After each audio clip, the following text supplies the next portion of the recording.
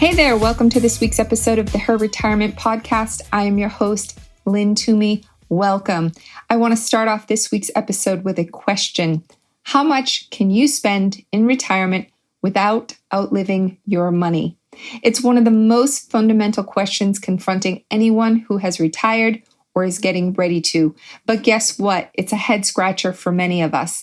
According to a survey from the American College of Financial Services, 7 in 10 individuals between the ages of 60 and 75 with at least $100,000 said that they were unfamiliar with what is known as the conventional 4% safe withdrawal rule. It was popularized by a gentleman named William Bengen in 1994, and I'm going to get into it in just a few minutes. Meanwhile, 16% of the survey respondents believed that the safe withdrawal rule that Bengen popularized is closer to 6 to 8%. So what is it? 4%? Is it 8%? Or are both of those percentages completely out of the window because of today's market environment? Let's dig into it and let's get some clarity and some understanding around this important concept. The lack of knowledge about this concept is a really big problem. Setting a sustainable withdrawal rate, or a spending rate, as I like to call it, for your retirement is one of your major retirement planning tasks. And if you have an advisor and he or she hasn't mentioned this, you need to get a new advisor ASAP. And I suggest a retirement advisor. So let me give you a little context for this discussion on the safe withdrawal rule. When you retire, you'll likely rely on a combination of guaranteed income sources, such as Social Security and or a pension, and distributions from your retirement savings accounts, such as IRAs, 401ks, etc., to produce what I call your retirement paycheck. So the key is to make sure this paycheck lasts as long as you do. And knowing the, quote, safe amount of money you can withdraw out of these accounts without overdrafting them is really critical. So different advisors recommend different types of withdrawal strategies in addition to the rate of your withdrawals, and I'm going to talk about those. The strategy you choose will dictate how much income you make available for yourself, which in turn will affect your quality of life in retirement. And if you pick the right withdrawal strategy, it will protect against your accounts running dry while you're still relying on your savings. At a bare minimum, anyone embarking on retirement should most definitely understand the basics of the withdrawal or spending rates. They should understand how to calculate them, how to make sure their spending passes the test of sustainability, given their time horizon, which is how long you plan to be in retirement. Consider the market environment and asset allocation, and why it can be valuable to adjust spending rates over time. And because the market environment you'll retire into is quite honestly a crapshoot, it will be critical to run your withdrawal rate in negative, average, and positive market environments and build your plan around the worst case environment. I like to plan for the worst case. The last point I want to make is especially important today. While stocks and bonds have performed well over time, low starting bond yields and higher equity valuations have suggested that new retirees today especially should be conservative about their withdrawal rate to account for lower than expected future returns. While we would all love the bull market of 12 years to continue, it's important to prepare for a bear market.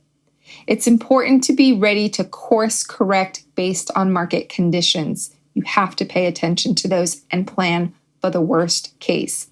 Retirees greatly reduce their portfolio's sustainability potential when they encounter a lousy market early on in their retirements, and if they don't take steps to reduce their spending.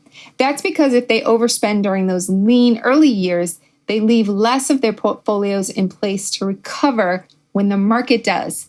This is what is referred to as sequence of return risk.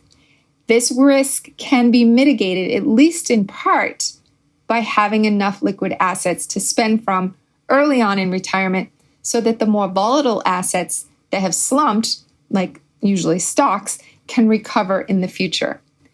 And because sequencing risk poses such a threat, much of the recent research on sustainable withdrawal rates supports the idea of tying in withdrawal rates with your portfolio's performance.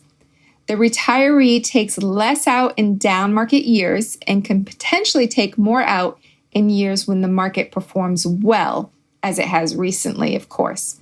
For retirees who would like to ensure a fixed, real level of spending money over their in-retirement time horizons, starting initial withdrawals lower than 4% is one of the ways to ensure that their portfolios can last. But guess what? There's some other options, and I want to talk about that more in a bit. So let's dig into the 4% rule so you can make sure you understand it. As I said, William Bengen was a financial advisor who in 1994 came up with this rule.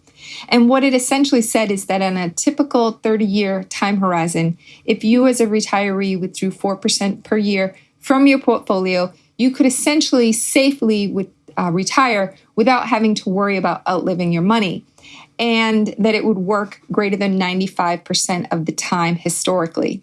These findings were based on historical data that Mr. Bengen looked at dating back to 1926. And the assumption was that it was based on a portfolio that was invested 50% in S&P stocks and 50% in intermediate-term government bonds. However, due to today's low interest rate environment and the extremely low returns of bonds, many recent studies are refuting Bengen's 4% rule and saying it doesn't really apply in today's market. So, looking at a research report by Morningstar that was titled Low Bond Yields and Safe Withdrawal Rates, they basically have adjusted the safe withdrawal rate down to 2.4% when investing in a 60-40 stock bond portfolio with a 30-year time horizon.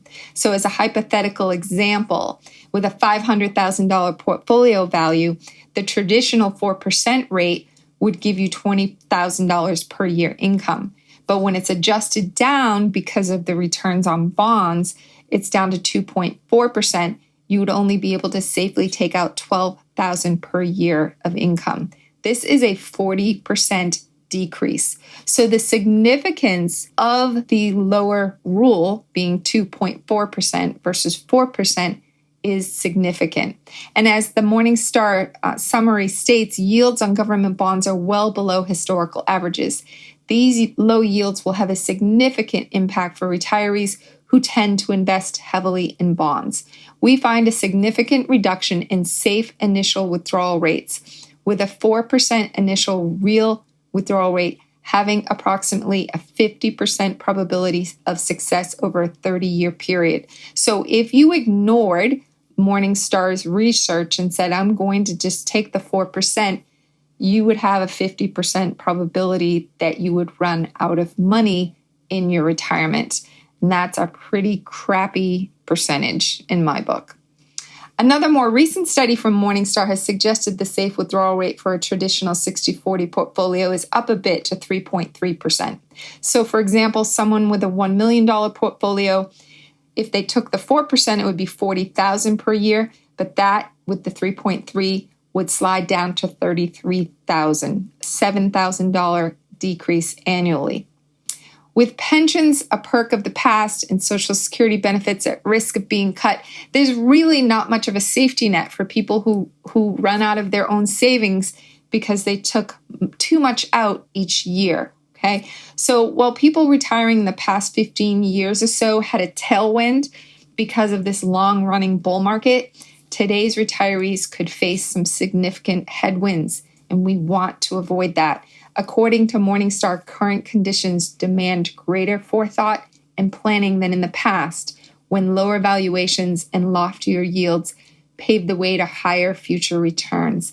Morningstar Investments Management's 30-year inflation-adjusted return forecast for U.S. large-cap stocks is 2.74%. The forecast for investment-grade bonds is negative 0.11%. So, what can retirees do? One option is to delay retirement. The simplest way to achieve a higher withdrawal rate is to work longer and retire later. This is what the authors of the study state as well. This reduces the time horizon of retirement and allows the retiree to increase the size of their portfolio and have a longer compounding period. Another option is to reduce expenses. So you're going to do some retirement projections. Your safe withdrawal rate is going to tell you how much you can withdraw to cover those expenses.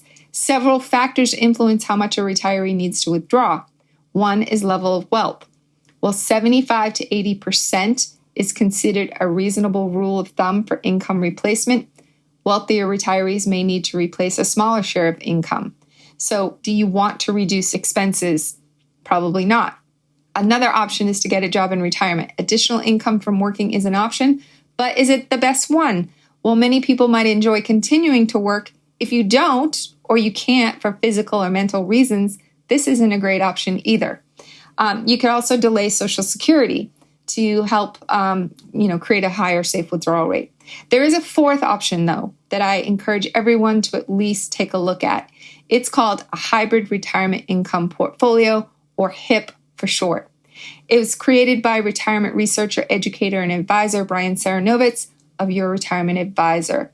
His HIP strategy incorporates both traditional investments, such as globally diversified stocks for growth and inflation protection, but it replaces bonds, in most cases, with something called structured investment products, or SIPs. So SIPs are a bond alternative to a retiree's portfolio, but offer more growth than bonds with downside protection against volatility. A crucial step for a retiree's portfolio: protect against volatility. And that is the job of bonds in that traditional portfolio. But because bonds are returning such low and even negative numbers, a SIP can replace a bond. The HIP strategy with the SIPs has been designed to reduce the portfolio volatility while maintaining reasonable growth potential. This combination of growth with less volatility than a traditional stock and bond portfolio can add value by increasing your safe withdrawal rate by up to 1 to 2% per year. So not only getting you back to the 4% conventional safe withdrawal rate, but even beyond to 5 or 6%. And it can add as much as 5 to 10 years to a retirement portfolio when taking income. So I don't know about you all, but I'd prefer to take a look at the HIP strategy before delaying retirement or cutting my expenses. And I would definitely prefer anywhere from a 4 to 6% safe withdrawal rate versus 2.4%. So I want to wrap up here by also mentioning a couple other things. Number one, there are some common retirement withdrawal strategies. Some people default to that 4% rule or a fixed percent where you withdraw, let's say 4% of your account balance in your first year, and you adjust that amount upward for inflation annually. There's also something called fixed dollar withdrawals where you withdraw the same amount each year. There's another one called fixed percentage withdrawals where you withdraw the same percentage of your account balance each year. There's something called systematic withdrawals where you withdraw only income from your investments, leaving the principal invested. And then there's a popular one called a bucket approach, where you hold some of your retirement assets in a savings account, some in fixed income securities, and some in equities. And you draw from your savings account, refilling it from your other buckets when stocks or bonds perform well. It's important to talk to a retirement advisor about the strategy that is best for you. When people ask, what is the best strategy for me? What is my safe withdrawal rate? The answer is it always depends, because retirement planning must be customized to your particular situation. Your income is different from everyone else's. Your guaranteed income sources, your expenses, how much you have in those retirement accounts, how much of a gap do you have between expenses and income sources. It's all very, very personalized to you. So seek out a retirement advisor if you're unsure how to calculate your safe withdrawal rate and how to make this all work. It's all about creating a formula for success and testing that formula in the worst market conditions, because if you can make it in a down market, you can make it anywhere. As I mentioned at the beginning of this episode, you must not only project your expenses and income sources in retirement, but you have to determine how much you can withdraw from your retirement accounts to meet your needs without running out of money. And once you've determined your current safe withdrawal rate, if it's too low, then you need to consider your options. But before you delay retirement, cut your expenses, consider taking on a part-time job, check out how a hybrid income portfolio, which essentially replaces the job of bonds in your portfolio but offers much higher and necessary returns, how it can help you make sure you don't run out of money. Instead of show me the money, the right retirement motto is don't run out of money. I hope you feel a bit more informed about safe withdrawal rates. I know after I learned about this, I was like, whoa, the light bulb went on. I'm like, okay, I get it. So I hope a couple light bulbs have gone on for you today and you feel more informed to have some informed conversations and make some informed decisions about your future, your income, your retirement paycheck. My goal at Her Retirement is to help as many women as possible know more and have more.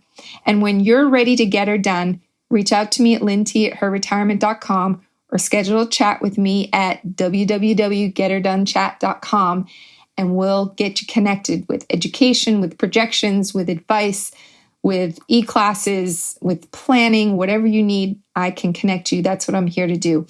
Thanks for listening to this episode number 31. I'll be back next week with episode 32. Thanks for listening.